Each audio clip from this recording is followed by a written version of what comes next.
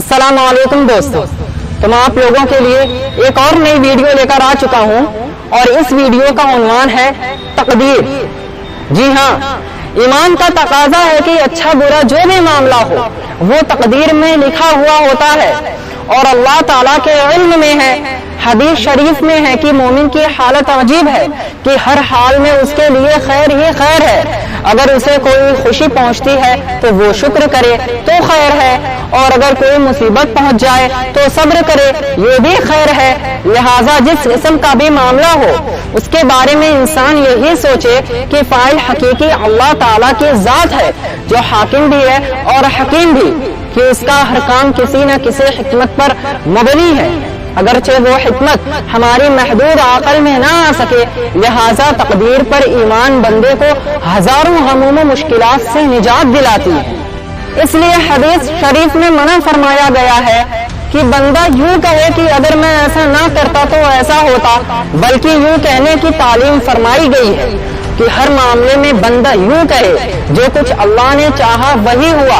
तकदीर पर ईमान की बदौलत बंदा परेशानियों से निजात पा जाता है। हजरत मौलाना मंजूर नौमानी साहब रहमतुल्लाह ने अपनी शहर आफाक किताब मुआरफुल हदीस में तकदीर पर एक तवील हदीस लिखी है। उसके बाद आपने उसका खुलासा लिखा जो मुख्तसर जिक्र किया जाता है।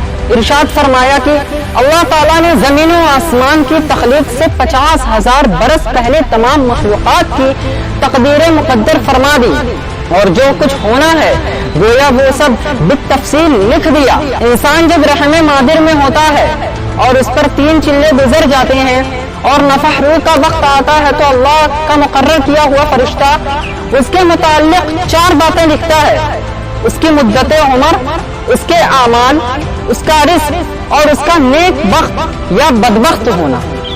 हमारे दिलों को भी अल्लाह ताला ये जिधर चाहता है फेर देता है। एक हदीस कुदसी में है कि अल्लाह ताला ने फरमाया कि मैं अल्लाह हूँ, मेरे बगैर कोई माबूद नहीं। जो मेरे इत्तला पर सब्र नहीं करता और मेरी क़ज़ा पर राजी नहीं होता और मेरी नियामतों पर शुक्र नहीं करता तो उसे चाहिए कि मेरे सिवा किसी दूसरे को रब बना ले।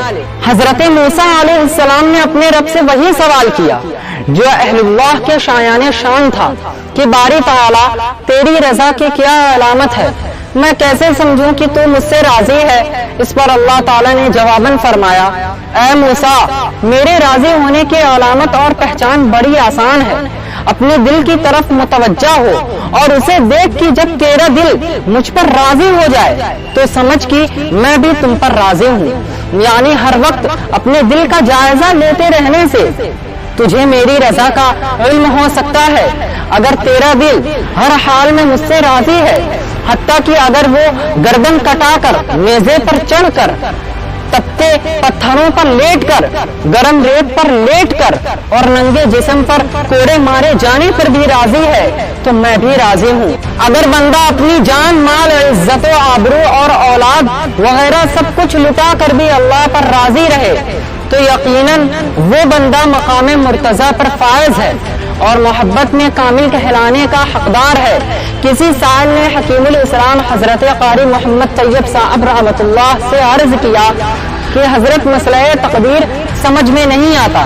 हजरत ने फरमाया कि अच्छा ये है, देखो इत्तिबा सूरज को टकटकी लगाकर देखने से रोकते हैं, आखिर सूरज को इस तरह देखने को क्यों मना करते हैं कि आपके अंदर देखने की कुव्वत नहीं, बल्कि वो इसलिए मना करते हैं कि अगर सूरज को टकटकी लगाकर देखोगे तो आंख की बीनाई खत्म हो जाएगी, क्योंकि तुम्हारी आंख आफताब को देखने की तहम्मुल नहीं है। इसी तरह बाज़ उलूम इतने दकीक होते हैं कि वो हर कसो नाकिस की समझ में नहीं आ सकते, इसलिए उनमें पढ़ने से रोका जाता है। उन्हीं में मसला तकदीर है।